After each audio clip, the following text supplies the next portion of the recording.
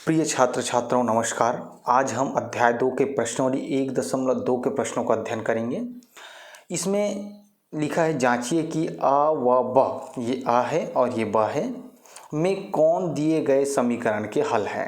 कौन दिए गए समीकरण के हल है। जैसे पहला दिया है, दूसरा दिया है, तीसरा दिया है, चौथा दिया है। इसमें हम क्या करेंगे, एक्स और वाई का मान रखेंगे। लेफ्ट हैंड साइड और राइट हैंड साइड बराबर आना चाहिए। यदि आ गया तो समीकरण के हल है और नहीं आया तो समीकरण के हल नहीं है। बुक सामने रखेंगे, आप देखेंगे इसमें आ दिया है x बराबर 2 और y बराबर 5 और ब दिया है x बराबर -1 और y बराबर 3। अब इसको सभी प्रश्नों में बारी बारी से हमको करके देखना है। जैसे हम ये पहले का पहला सवाल बनाए, लिखिए x + y बराबर 7। दोनों तरफ बराबर आना चाहिए। ये बराबर के पहले वाला भाग को लेफ्ट हैंड साइड बोलते हैं, बाद वाले भाग को राइट हैंड साइड बोलते हैं। तो लेफ्ट हैंड साइड देखते हैं कि लेफ्ट हैंड साइड हमारा क्या है, x + y है। इसमें x का मान हम रखेंगे तो x का मान एक बार हम आ के लिए रख रहे हैं तो हमको यहाँ पे लिखना पड़ेगा आ के लिए।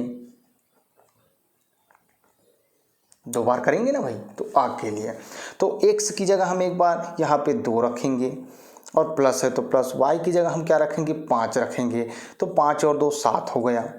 तो लेफ्ट हैंड साइड को हम हल किए और आया क्या, राइट हैंड साइड। तो लेफ्ट हैंड साइड बराबर है राइट हैंड साइड। तो समीकरण के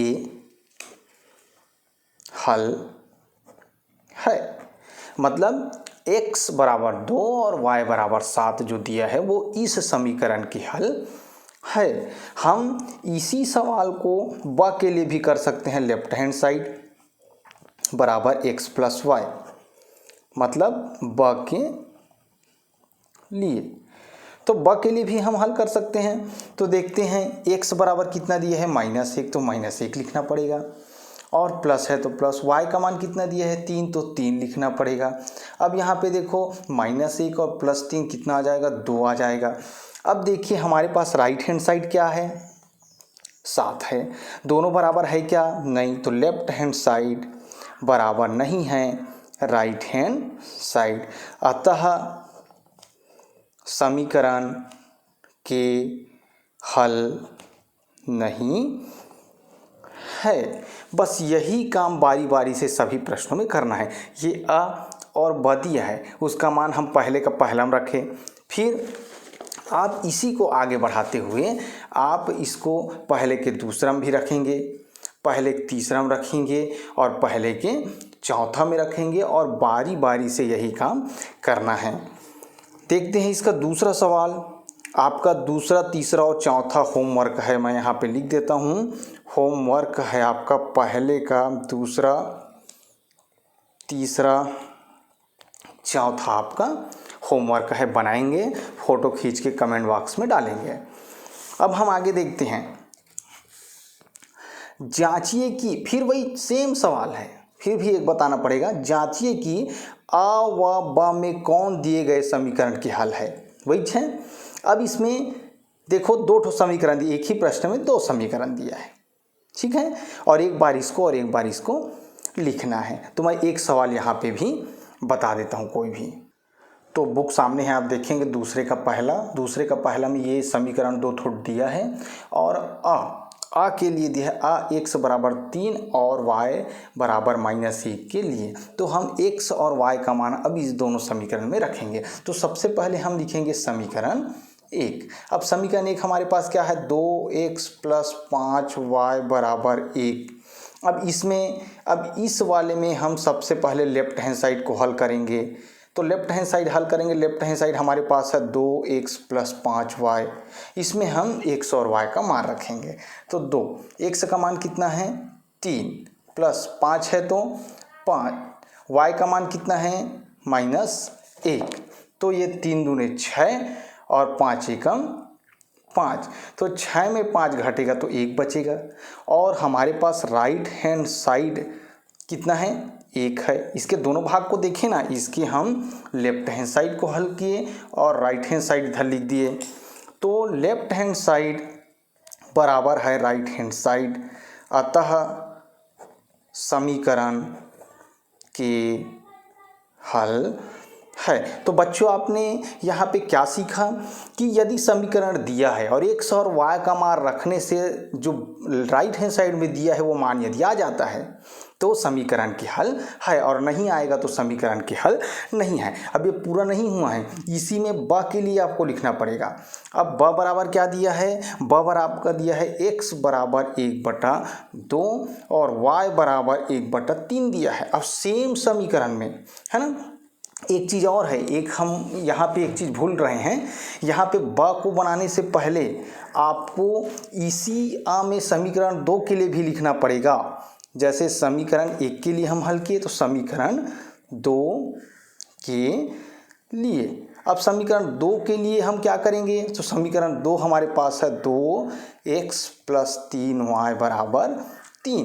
अब इस समीकरण के लिए भी हमको क्या लिखना पड़ेगा, अब x बराबर 3 और y बराबर -1। तो लेफ्ट हैंड साइड इसका हल करेंगे तो लेफ्ट हैंड साइड आएगा 2x + 3y, इसको हल करेंगे 2 है तो 2, x का मान कितना है 3 तो 3 + 3 है तो 3, y का मान कितना है -1, बस रखना बस है 3 दूने 6, 3 एकम 3, कितना आया यहाँ पे आया 3। और हमारे पास राइट हैंड साइड कितना है, तो राइट हैंड साइड है 3।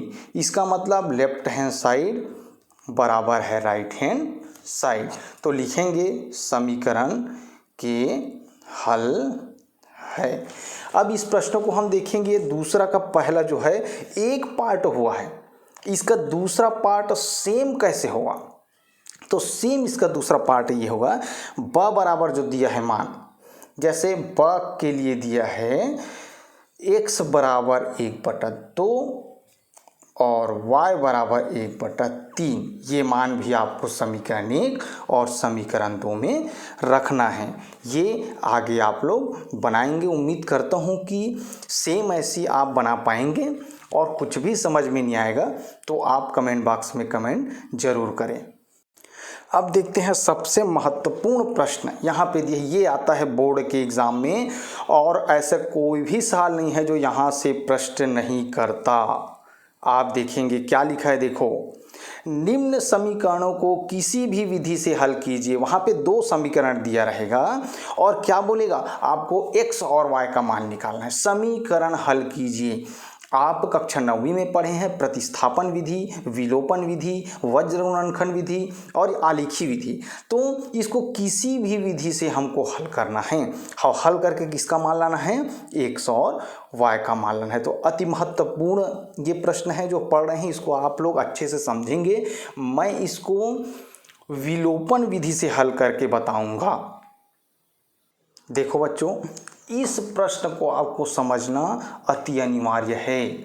इसको किसी भी विधि से हल करना है, किसी भी विधि से हल करना, किसी भी विधि से हल करना है। और हल करके हमको क्या निकालना है, देखो x और y हमको इसका मान निकालना है किसी भी विधि से हल करके।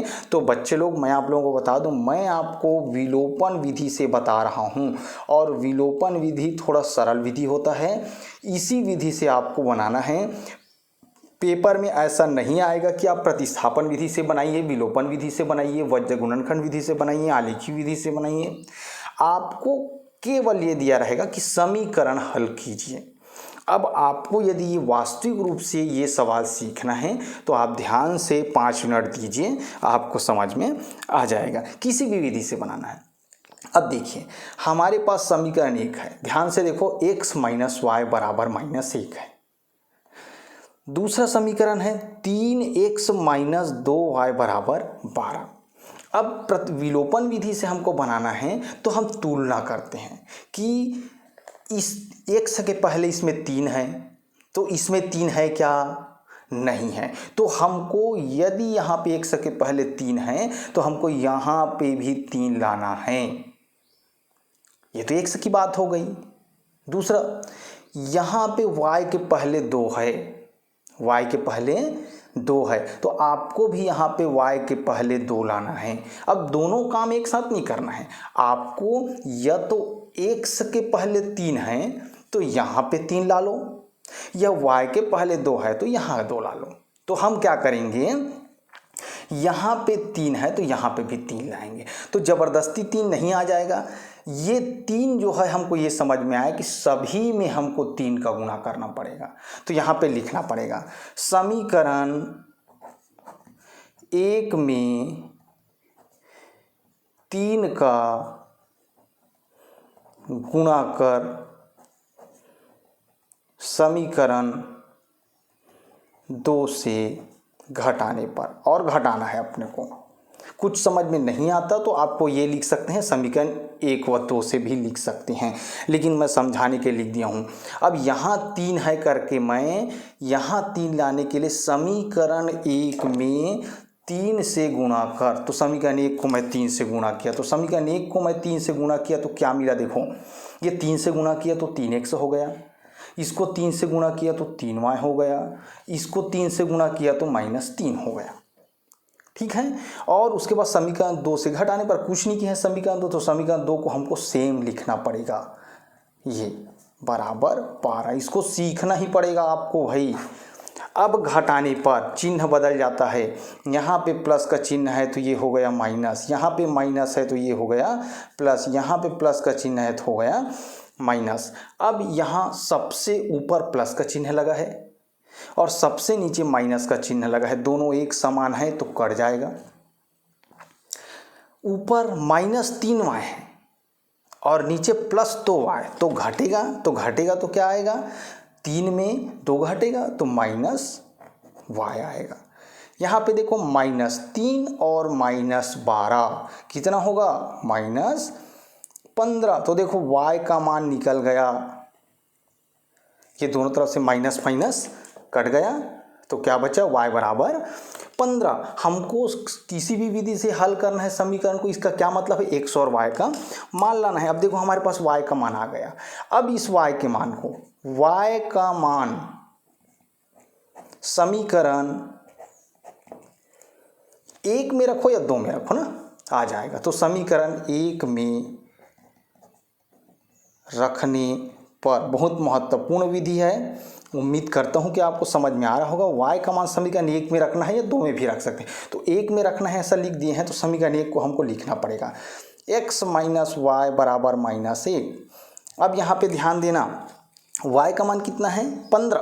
तो देखो x तो हमको लाना है, माइनस है तो माइनस, y का मान है 15, तो मैं y की जगह यहाँ पे लिख दिया 15। केवल xy है तो xy ही लिखा हूँ मैं, y की जगह 15 बस लिखा हूँ, -1। अब ध्यान देना, ये -15 इधर जाएगा तो जो माइनस है उधर जाके क्या बन जाता है, प्लस बन जाता है। -1 अपनी जगह में है, -15 इधर जाएगा तो +15। तो यहाँ पे देखना आप, 15 में 1 घटेगा तो क्या आ जाएगा, 14। तो अब आप ध्यान से यदि देखेंगे तो हमारे पास y का मान 15 और y का मान 14 है। समीकरण हल हो चुका है। हम लिखेंगे अतः नीचे में x बराबर 14, y बराबर 15, यही हमारा उत्तर है। हमको समीकरण हल करना था। ये इस विधि को बोलते हैं विलोपन विधि। और अगर कहीं पे लिखा नहीं है, केवल पेपर में ये आता है कि समीकरण हल कीजिए, तो आपको कोई भी समीकरण को इसी विधि से हल करना है, जिसको हम विलोपन विधि बोलते हैं। उम्मीद करता हूँ कि आपको ये वीडियो समझ में आया होगा। बच्चों इसी का हम आगे देखते हैं चौथा, जिसमें सेम है, तीसरे में ही दे देना था इसको, लेकिन नहीं दिया गया। निम्नलिखित समीकरण निकायों को दिए गए चरों के लिए हल कीजिए। मतलब हमको ये जो एक सवाल दिया है उसमें हमको समीकरण को हल करना है और x और y का क्या करना है, मान लाना है। यहाँ पे आप स्वतंत्र हैं, कोई भी विधि से बनाएं। मैं इसको बताता हूँ आपको विलोपन विधि से। तो विलोपन विधि में देखिए, यहाँ पे हम देखते हैं ये x के पहले कुछ है क्या, 1 है। इसमें x के पहले कुछ है क्या, 1 है। तो किसी का गुणा उना करने की ज़रूरत नहीं है, सीधा हमको हल करना है समीकरण 1 व 2 से। अब समीकरण 1 व 2 से हम हल करेंगे। x + y बराबर 7 है और x - y बराबर -1 है। बिना कुछ करे इसमें चिन्ह आप घटाने पर करके बदल भी सकते हैं, कोई दिक्कत नहीं है। और नहीं बदलना है तो आप सीधा जो समान है उसको काट भी सकते हैं। चलो, जैसे एक ही नियम से बना रहे हैं, तो ये प्लस है तो ये माइनस हो जाएगा, ये प्लस है तो ये माइनस हो जाएगा, सॉरी ये माइनस है तो ये प्लस हो जाएगा, ये माइनस है तो ये हो जाएगा प्लस। ये कट गया और कटने के बाद देखते हैं ये y प्लस में है, y प्लस में है तो जाहिर सी बात है 2y हो जाएगा और 7 और 1 हो जाएगा 8। यहाँ पे y बराबर हो जाएगा 8/2, मतलब y बराबर 4।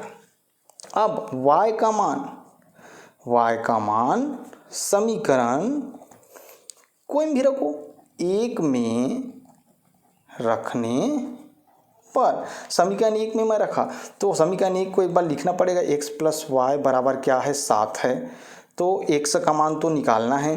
y का मान अपने पास है 4 बराबर 7, तो x 4 इधर जाएगा तो 7 - 4 हो जाएगा और x बराबर हो जाएगा 3।